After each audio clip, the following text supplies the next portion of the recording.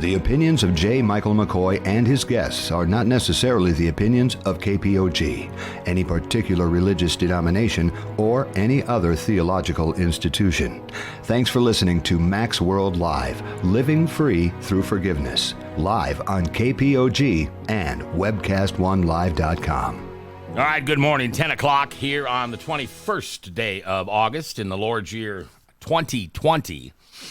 I'm J. Michael McCoy, and welcome to the Friday edition of Mac's World Live, living free through forgiveness.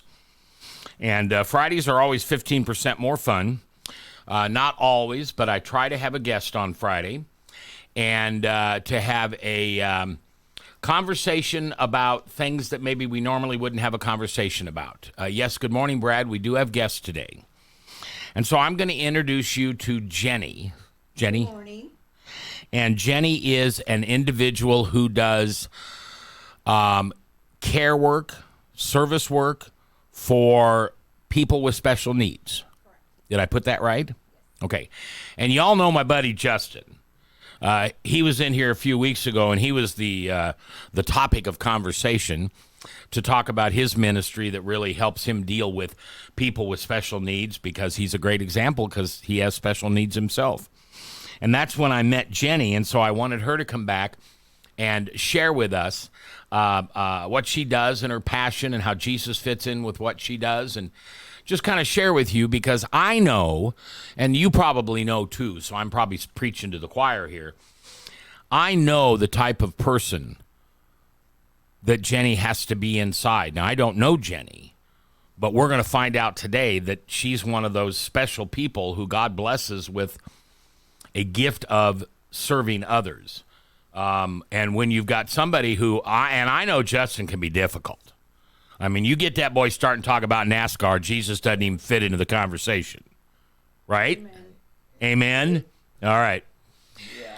So that's what we're going to do today. And we'll talk some scripture, and we'll talk some passion, and get out a Kleenex, because you may need to dry an eye, because what Jenny does is incredibly a ministry, not just a profession. All right. Jesus Calling for August 21st. These spiritual devotions, today's was modeled after Isaiah 30, 1 Kings 8, and Paul's letter to the Galatians, chapter 5. Wait with me for a while. I have much to tell you. You are walking along the path I have chosen for you. It is both privileged and a perilous way, experiencing my glorious presence and heralding that reality to others. You know, sometimes you feel presumptuous to be carrying out such an assignment, but don't worry. Don't worry about what other people think of you. The work I'm doing is you. The work I'm doing in you is hidden at first, but eventually blossoms and will burst forth. And abundant fruit will be born. Stay on the path of life with me. Trust me wholeheartedly, lifting my spirit and watching me fill you with joy and peace. All right, good. I never read these before, but it kind of fits what we're going to talk about, doesn't it? I mean, it says August 21st. You know, I didn't change it. All right.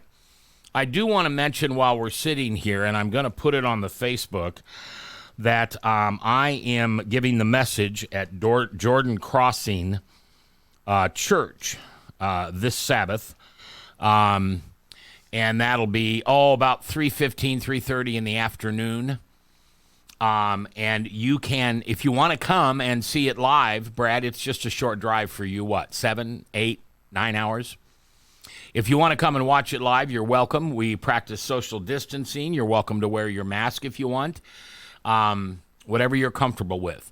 However, it will be broadcast live at jordancrossingchurch.org. jordancrossingchurch.org. And I just put that on there. Now, there will be no visual webcast to watch after it's done live. However, at jordancrossingchurch.org, there will be audible. In other words, just the sound will be. And when I share a message that God wants me to share with people, I usually don't use a lot of visuals, and so you don't really miss out.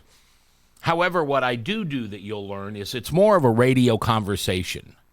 It's more of a conversation between myself and some of the people in the congregation. And some of the people are defined those people who want to talk, who want to answer my questions, who want, I don't call on somebody and say, hey, you got to answer the question right now or I'm going to stop the sermon. But I'm usually not the guy that stands behind a pulpit or raised up. I'm usually the guy that's walking down the center aisle. And so anyway, and it's going to be of course I think it's going to be a good message. I've only been working on it for a month. But we're going to talk about the people that Jesus called, that he gave salvation to. And we think of this idea, even though the Bible tells us different, we think of this idea that salvation is something I have to be good enough for.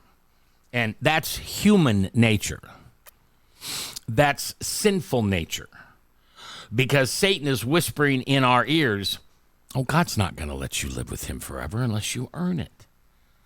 Come on, God's no slouch. You got to be good enough to go live with him for eternity. And Mac, I got to tell you something.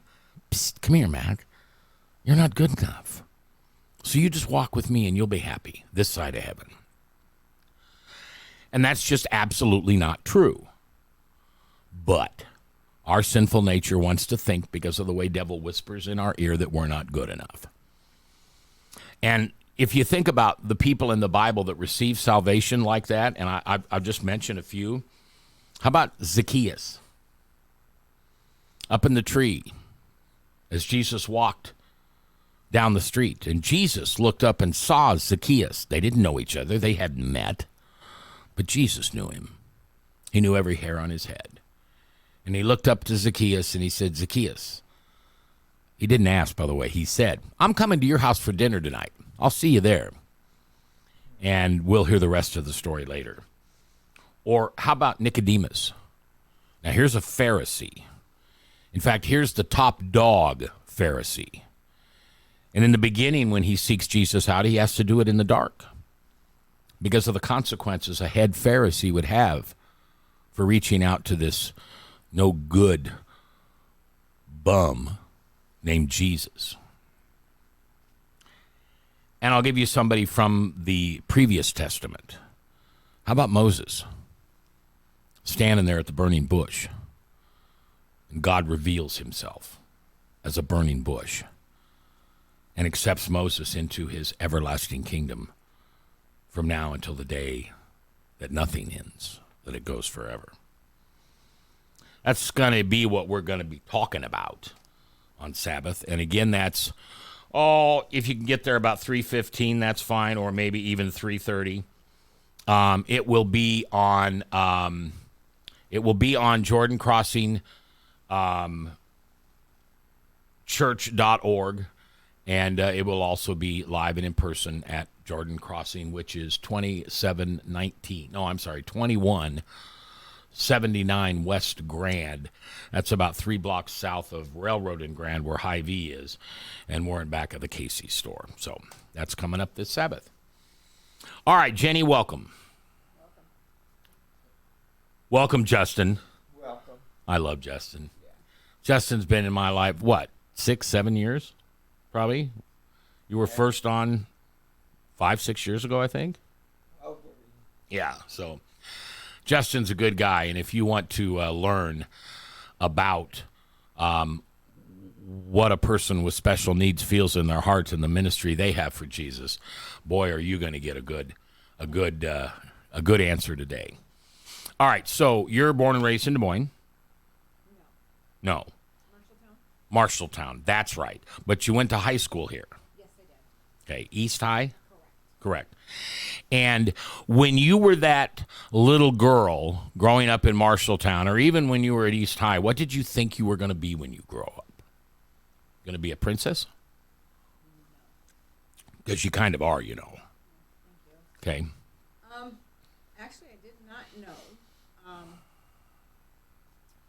around a lot. Actually, I'm a military brat.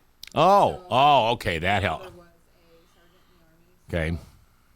I honestly didn't know what I was going to be doing because I never lived anywhere long enough to really know what I Yeah. was going to do. So, And so, how did you begin a career in what would you call what's the name of your profession? actually, my passion for this started in high school. Actually, Wow. working with classmates with special needs. Wow. Yep. I was a very quiet, shy child. You grew out of that, didn't you? I did. I did. So I didn't like to dress out for gym. So one of the electives was to work with our special needs. Okay. And so that's how it began. And do you think that seed was planted long, long ago? Or do you think it was planted when you were in high school and you wanted an alternative to gym? I think it was planted before that. Okay. Because out in the community, seeing out in the community, walking around, the difference in other people, just wondering, how they became that way, and just seeing how others looked at them, other kids laughing and pointing, and I just found that very disrespectful. Yeah, me too. I felt sad for them. Yeah. And then as I got older and started working with them, and learning more on my own, researching and stuff like that, I didn't feel sorry for them.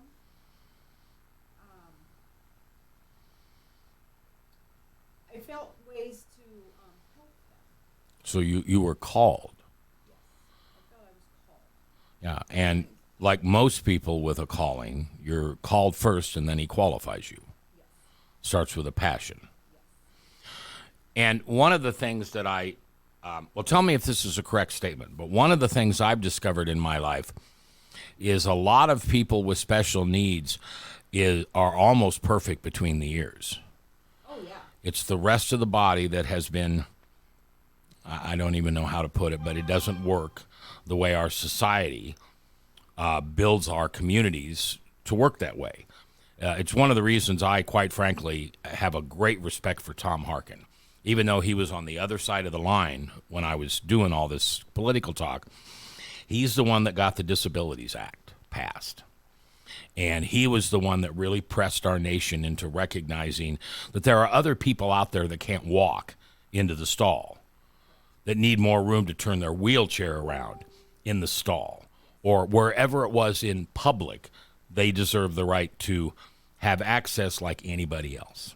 That's true. Yeah. Did you ever meet Tom Harkin, Justin? No, I have never met Tom Harkin. No, I don't believe. Yeah, well, you would be one of his favorite people because Tom's passion was to set you free as much as we as a society can set you free. Yeah. Maybe I'll introduce you someday. Maybe. Yeah. He calls me Mr. Mac. And it is he told me once, that's really a false respect, but I just do it. And I thought, oh, that's funny, Tom.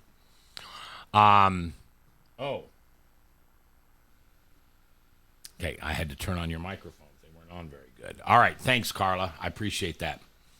All right, so you're in high school, and you have a calling. You feel a nudging from God to help people with special needs. Correct. And so tell me some of the early things that you learned that surprised you, that it wasn't the way you thought it would be. They are surely underestimated. That is for sure. If you work with them, learned if they can do anything that we can do. They Okay. just need extra help. Okay. Like, give us an example. Justin gave us permission to use him as an example. So give me an example of something with Justin that he can do like anybody else can do. He just needs different tools. Cooking. Really? You can cook. Yeah, cooking is one of the major things. Actually, after we leave here today, we're actually heading over to Ivy, grab a couple things. Not good cook, just to grab a couple things from the store, but she normally helps me cook. We're supposed to be preparing meals and stuff, so. All right, so Jenny, tell me a couple of the tools that Justin needs to accomplish his passion to cook. There's no tools needed. He can use his hands. Okay, He so can he does. stand. Nope. He stands Yep. in front of the oven and the stove like everybody else. Correct. Okay, and your taste buds work like ours. I mean, they're not impacted by your special needs. Well, yes, they're not really. I mean, I'm a picky eater. Mom and Dad know it. But getting since she came in my life in March, she tried to get me to open up to more things. Okay, I have 3 foods that I ask people if they like, and I'm a pitiful judge. I'm just a pitiful judge when it comes to this. So if you don't like what I like, you're in trouble. Okay. Brussels sprouts, Negatory. Those are good. anchovies, Negatory. I can't even stand those. So even on a Caesar salad. No. Okay. And your favorite 3 ingredients on a pizza are Mushrooms. Sauces. And pepperoni. that's close to mine. What's yours? sausage, pepperoni, mushrooms, onion. So the only Just thing anything but anchovies. I was just going to ask, anything but anchovies? Correct. We both had a supreme pizza yesterday for lunch that we split, so. Yes. Did you go out and get it, or did it? No, leftovers that I brought and shared. Okay.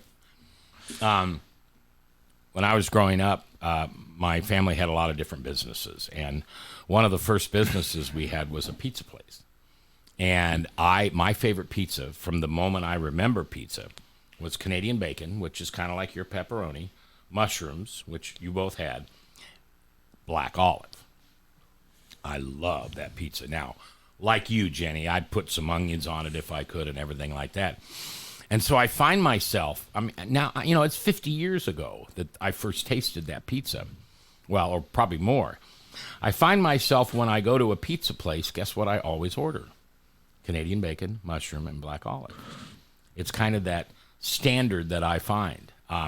It's like when I go to a Latino restaurant, a Mexican restaurant, seafood enchiladas. That's where I'm going to start and see how they do. So what's one of your foods, Justin, that you would order regularly at different places to see if it was good? Everybody's favorite, a hamburger. Cheeseburger or hamburger? Cheeseburger. Cheeseburger. Okay. How about you?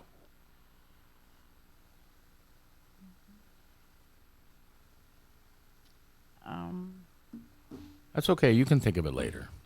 Mine's always different. Okay. I always try something different. All right. Yeah, she does. Yeah. She's perfect for me. Good morning, Gail, and good morning, Carla. Carla, thanks for telling us about the sound. I just didn't turn the mics on. How foolish can I be?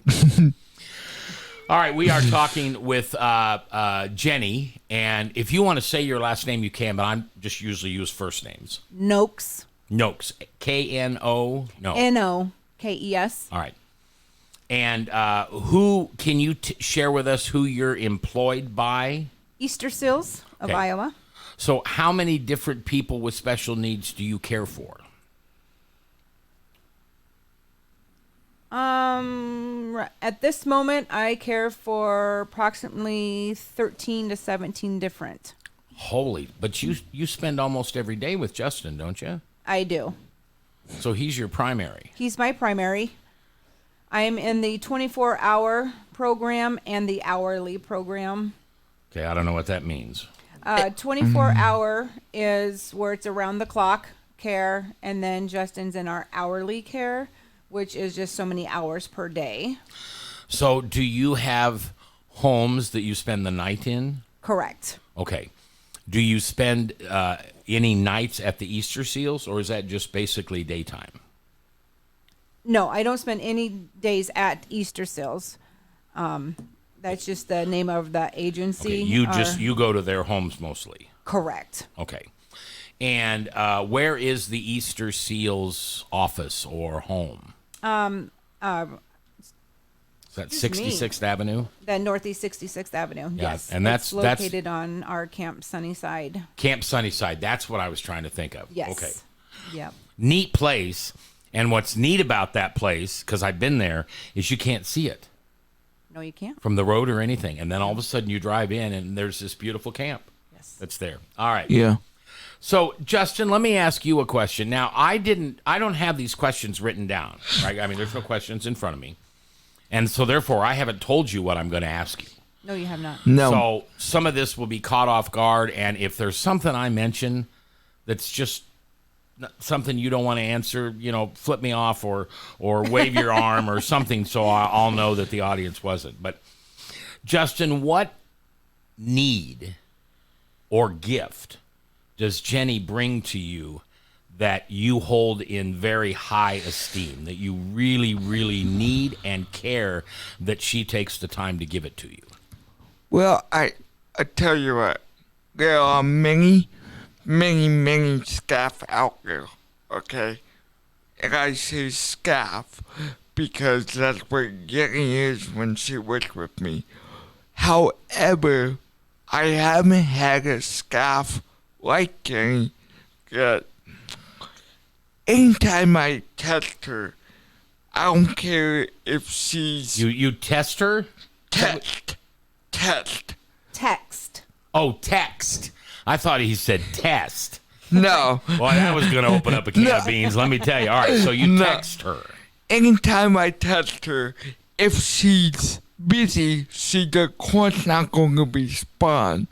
But if it's simple 3, 4, 5 tests on a topic, like we were wondering what happened to her password yesterday, so I texted her yesterday evening and said, my mom had a password. She's like, oh, okay, that's where it was. A password? Yeah. And you knew it? No, No. we were looking for some Yeah. information and we couldn't find it. Yeah. But, I mean, obviously, she's always there for me. She's wanting to do extracurricular activities off the clock, which is something I've had before, but not like how she has had. Is she is she one of the best you've ever had? I tell her it's every day, and the answer is simply yes. Okay. All right. Well, I didn't want to put you in a difficult position and say, is she quantifiably the best you've ever had? Because I'm sure there are other people out there that you've had that mean a lot to you. But what's the favorite thing she does that you love so much, Justin? You know, I can throw anything at her of controversial things in life, and she's just the type of person, she'll get me the right person to talk to, or let's take, for example, I've been getting a hard time on Facebook promoting my YouTube channel and other things that I promote on Facebook on my own time when she's not around or when she is around. And she's just the type of staff that doesn't put up with that type of stuff from her clients. I mean, for her clients. Sorry about that. It's okay. Forgot to turn it off. Okay, so she helps you with things that perhaps other people wouldn't help you with or don't have the patience. Does it take a lot of patience to deal with you, Justin? I'll ask him that first, and then I'll see if you agree, Jenny. It can. My parents are really patient with me. I've been having temper issues, so getting calm me down through those. Okay. So, Jenny, you put it into the words you want. I don't want to ask you. So let's put it this way. How do different clients of yours differ? It's a challenge. It's rewarding. I like the challenges. I wouldn't say difficult because they are who they are and they can't help for what they are and who they are at times. So you just learn who they are and you got to deal with and Okay. want to deal with how they are. You know, one of the things that Jesus teaches us about his ministry with us is he meets us where we're at. He doesn't drag us to where he is, Correct. which is good because he's God, and I really don't think I could go where he does. It sounds like you kind of do the same thing. You meet them where they're at. Correct. Yes. Yeah. What are some of the things? So someone's listening now, and they've had an interest in maybe doing what you do. Tell them, and I didn't give you a time to think about this, so if you need to think about it, I can do a couple of other things. But I want you to tell them the one thing that is immensely rewarding that they probably won't get anywhere else, and then the thing that they better prepare themselves for because it is difficult. It is very difficult, very time consuming. Definitely have to have patience. A lot of patience. Have you had to acquire more than you had before? Oh, definitely. Okay. Definitely. And if you don't have children, it's totally would not be a job for you. Just the simple fact, let me rephrase that, I guess. Let me rephrase that because it Okay. might be in effect that you may not be able to have children Sure. or something like that. But take it into perspective of if this was your child, a child of yours with special needs or a family member that was with special needs and how you would want them to be treated. And I don't think a lot of people look at that factor. Now, you're a mother. You've had children. Correct. And how did being a mother prepare you for working with Justin or other people with special needs? A lot. The passion. It's a lot of patience. I mean, it's totally different. Just the simple fact.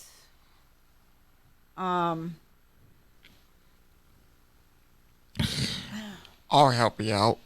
Help me out, Justin. She's always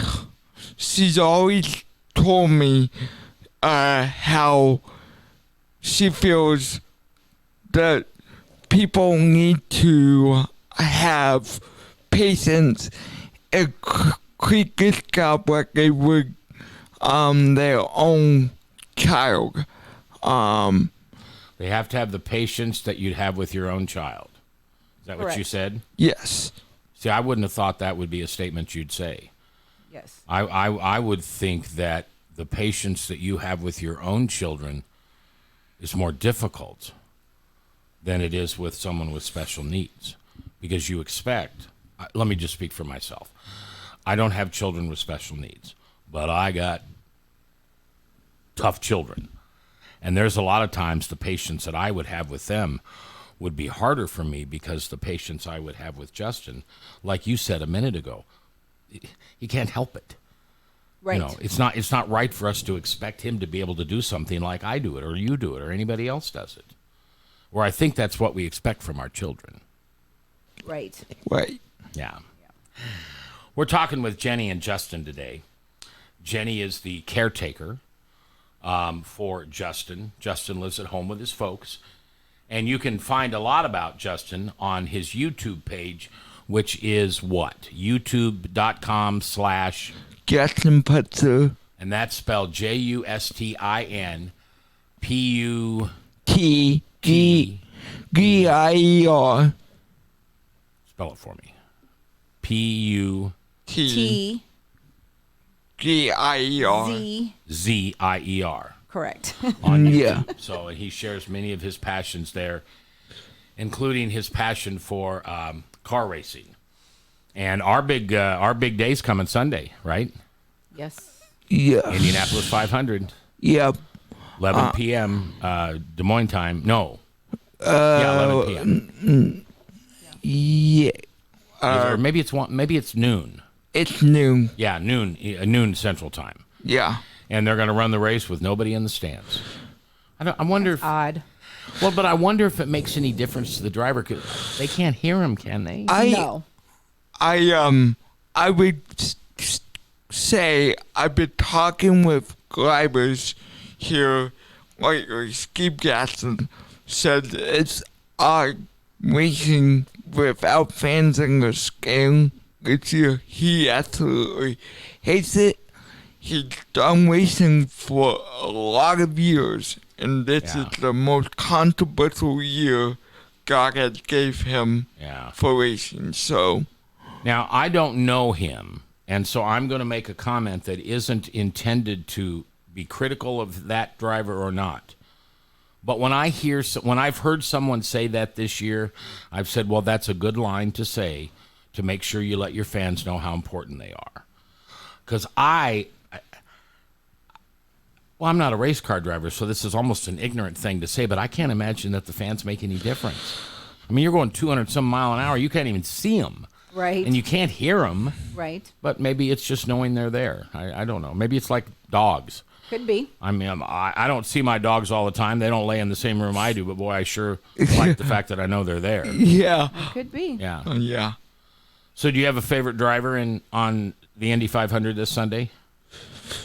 I don't, Do you? Because I know I you're do a not. race car fan. Yeah. No. But you're really more NASCAR and open wheel, right? Or Correct. not open wheel.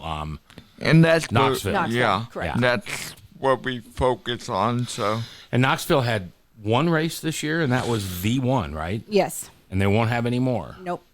So sad. It is. well, actually, they have had their Saturday shows, but as far as big shows, I don't believe so. Yeah. So, Jenny, this doesn't have much to do with what you do for a living for Justin, or maybe it does. As we look back on 2020, let's say it's 2025. So we've got some time under our belt, and we've had a state fair. We've probably had a regular season at Knoxville and all that. What do you think you'll remember was, I want to say the biggest inconvenience, and I'm not sure that's the right word, the thing that didn't happen now, is not happening now, that you'll miss the most? Or maybe I should say you'll look forward to having it back. And I've heard a lot of people, when I've asked that question, they say state fair. I've heard a lot of people, and this is my answer, hugs. I miss hugs. I like hugging.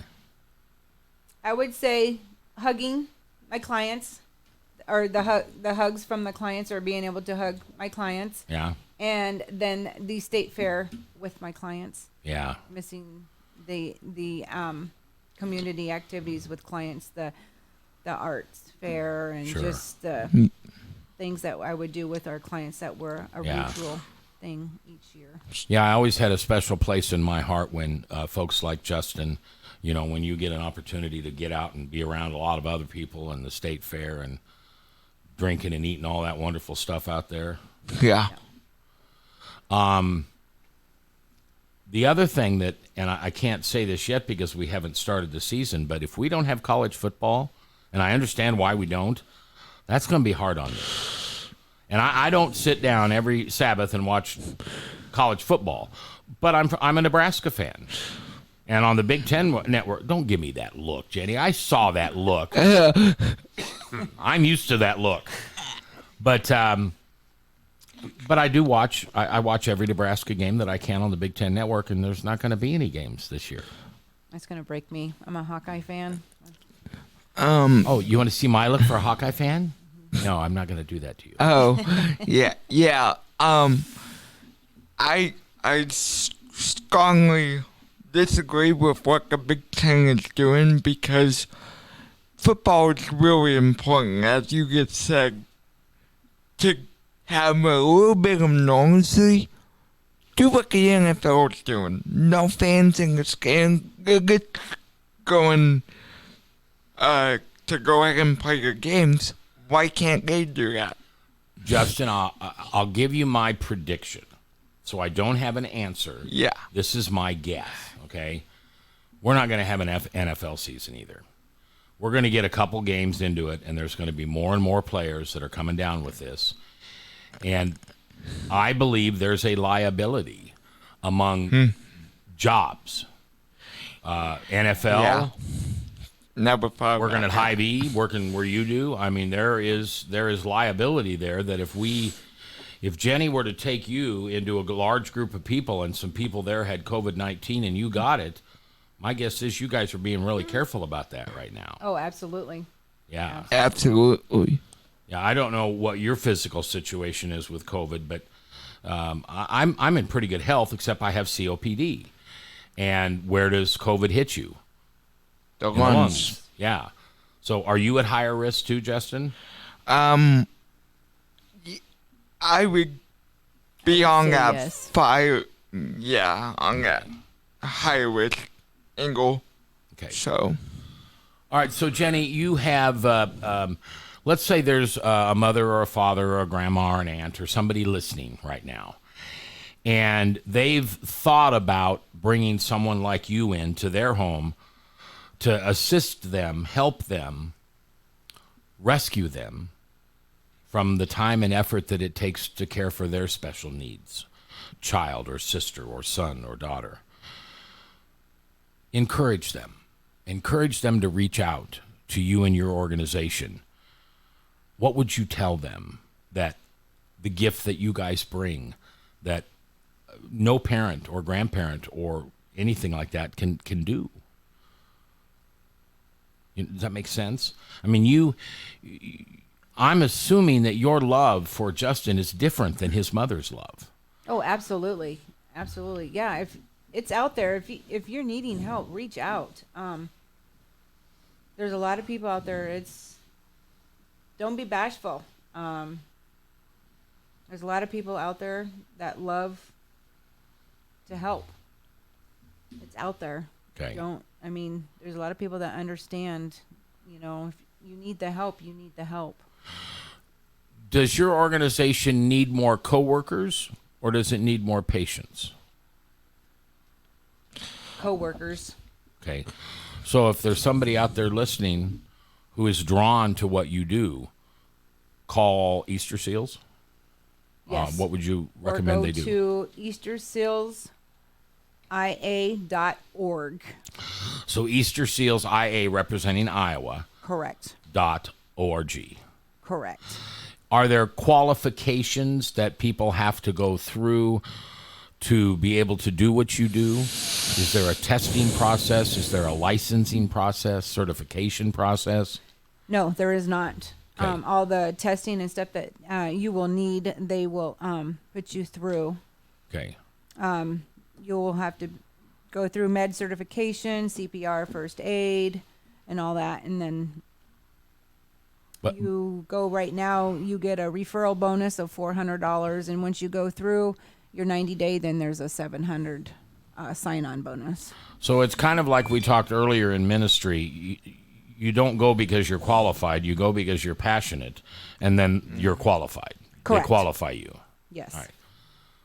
What are you doing looking at your phone? I We're live was on the at- radio. I was actually trying to get the number for people for Easter Oh, Seals. okay. All right, you go ahead and do that. All right, so, it's an online only? Okay, so just go online. Correct. Go online, I Yeah, guess. and that's the case with most referrals or applications nowadays. You should go online, which, I can remember when I didn't have online, and people just came in your front door and asked for an application. Right. And I don't know which is better, to be honest with you. I think there's sometimes when people go online, we don't get to know who they are. We get to see what they've written. And I think there's probably some good people that get overlooked because they don't have the right quote-unquote keywords. Right. So just be cautious with that. Okay, so biggest joy. biggest just smile, laugh out loud joy in dealing with Justin or someone who's in his position? Because there may be no joy working with Justin. I mean, I know Justin, so you may have to call on somebody else. Ooh. Actually, there's a joy in all my clients. Just to see them smile, just to see their accomplishments, just the joy of getting to know them and know what they are capable of doing. Yeah, just seeing them, just knowing that, then them letting them realize they are capable of doing whatever they Yeah. want to do. Yeah, good way to put it. Yeah, I would imagine that in many ways you make dreams come true. Yes. If it's just as simple as I want to cook my own meal, but nobody will give me time or effort to learn the tools and how to do it, Yes. or stuff like that. I tell you what. I want you to tell me what. I just came out of a breakup. I just came out of a bunch of crap that people don't want to go through. Jenny has saved me from all that crap. That breakup, that hurt, that basically, because I got kicked out of one of their 24-hour houses, and that's how Jenny and I got hooked up. One of her bosses got a hold of her and said, "You're aware of Justin," and told her I got removed. She came back from surgery, and the rest is history. So, I mean, So did you guys work together before this latest round? No, I met him through a client that I work with, a young gal that I work with in the 24-hour home. He dated her. So that's how I met him, because he was in our 24-hour Okay. program.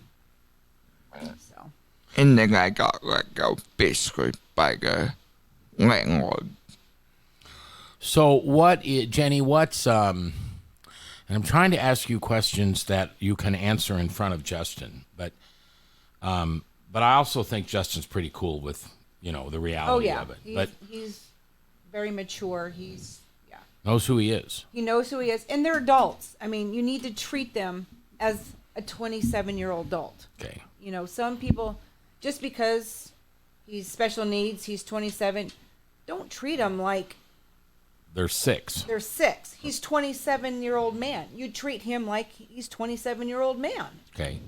Now, that opens up a great second question. So, what was one of the conversations you had with him, or what are some of the conversations you have with Justin in which you take that position? Hey, I'm not going to treat you like a kid. I'm going to treat you like a man. And so you need to buck it up, put on your big boy pants, and get this thing done. Can you give me any examples? Yeah. There's a lot of them, actually. He knows a routine, and like when stuff's not getting done, it's like, what are you waiting for? You know what to do. This is not your first rodeo. Yeah. Get a plate, get your fork, Yeah. come on, he knows. Okay. So, Yeah. So he And so knows. I'm going to ask a question, but it's going to be in form of probably a statement. So okay. there's things that Justin needs to do for you to be able to do your job correctly, That is true. as much as things you need to do so he can do his job properly. That's true. Correct. Okay. So is it a mother-son relationship? Is it a sister-brother relationship? Is it? It can't be strictly business, or It's can hard. it be? It's It's supposed to be It's- strictly work, but it's really hard. It's really hard. Sometimes it's mother son. It's a friendship. It's a about sister brother. yeah. I mean, It's it's really hard. It can, Family. It's family. Exactly. It's, Okay. it's He someone becomes family. Yeah. it's someone we can both turn to. Yeah. So, in the normal course of your career, how many different Justins will you work with? Oh Many. gosh. Many. Many. How many people will you work with where you describe that relationship that you just described? It's family. Most of them? Most of them. Okay. How long will you work with someone like Justin? Do you get rotated? Like, as a pastor, there's a chance I could get rotated out to go somewhere else, and I really don't have the choice. Could you be with Justin for the rest of his life? Yes. Okay. All right. You'd like that, wouldn't you, Justin? I would, because I will quote something and I'll probably get in trouble, but I don't really care. Well, wait a minute. Hold on. I don't have a 10-second delay here. You say it, dude. It's gone. It's out there now. I mean, Mom, you do such a good job taking care of me, but hopefully I don't get in trouble for saying this, but the fact of the matter is, you look at people like Jenny, it's hard to come by, because there are people out there that have to put in weekends, and that's a part of their job. You have to be able and willing to work weekends, but nobody wants to, so they all get burnt out. And Jenny is so passionate of her job that she's a great staff, and she's like a mother to clients like myself. Now, how do you feel? Because I saw visually you changed just now. Do you understand that? You were soaking it in. It means a lot. Okay. It means a lot. Is that the special part? Yeah. Okay. All right. On that note, I'm going to bid you adieu. And I thank you for coming in. Justin, I thank you. You're always welcome. Yep. If there's anything you want to add, feel free to do that, or you can just sit back for a moment and I'll take care of some of my business. And if you want to add something later, that's fine. All right. All right. It's about 10 minutes before the top of the hour, and I wanted to speak to you a little bit of something. The message that I'm going to give tomorrow at Jordan Creek Crossing, or Jordan Crossing Church, is probably one of the most important parts of the gospel that I believe exists.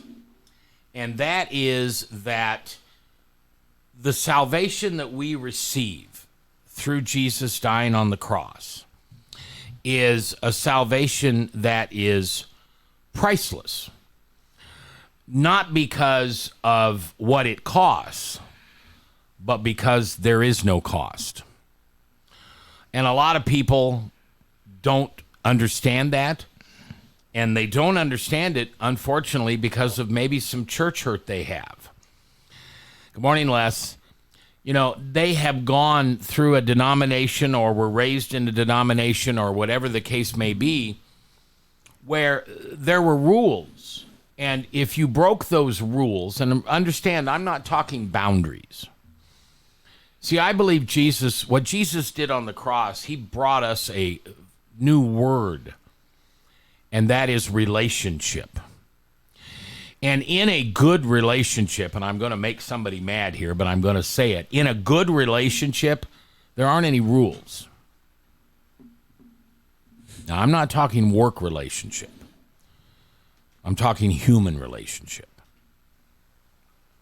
There can't be rules. There has to be boundaries. There can't be rules because if you only have rules, then there's no compromise. It's, I'm the boss, that's why. Or I'm the husband, that's why. And I hope I don't get in trouble for saying this, but I hope there's not one man out there listening to me that's his answer. Well, it's because I'm the husband. That's why. You are to be subordinate to me. What's the word in the Bible? Can't think of it right now. Sometimes we say it in our vows, and in the past 15, 20, 25 years, there's been a lot of marriages that don't have that word in their vows. You know the word I'm trying to think of? Can't think of you. Anyway, I'll think of it. Somebody will think about it too. Les, you think about it, Jason. What's that word I'm thinking of? Submit. Submit, yeah. Ooh, what a horrible word. And I'm not saying that time changes the Bible, because it doesn't. But I believe in my heart of hearts that that word, wives, submit to your husbands, has been terribly, terribly, terribly misconstrued by men. I think there are men out there, and I can gladly tell you that I don't think I'm one of them. But there's men out there who take license, advantage, even oppression, because that phrase is in the Bible. And I think if you were to go back and allow everybody to be what God created them to be, and I think that's even. I don't think God created a woman to be any less than a man. I don't think God created someone who has one skin color and another person has another skin color. That God, operative phrase, God intended for there to be a hierarchy. And it wasn't too long ago that I learned something that I thought was pretty important. And I've made some of my Lutheran friends upset when I say this, but I'm okay with that because they know I love them and hopefully they love me.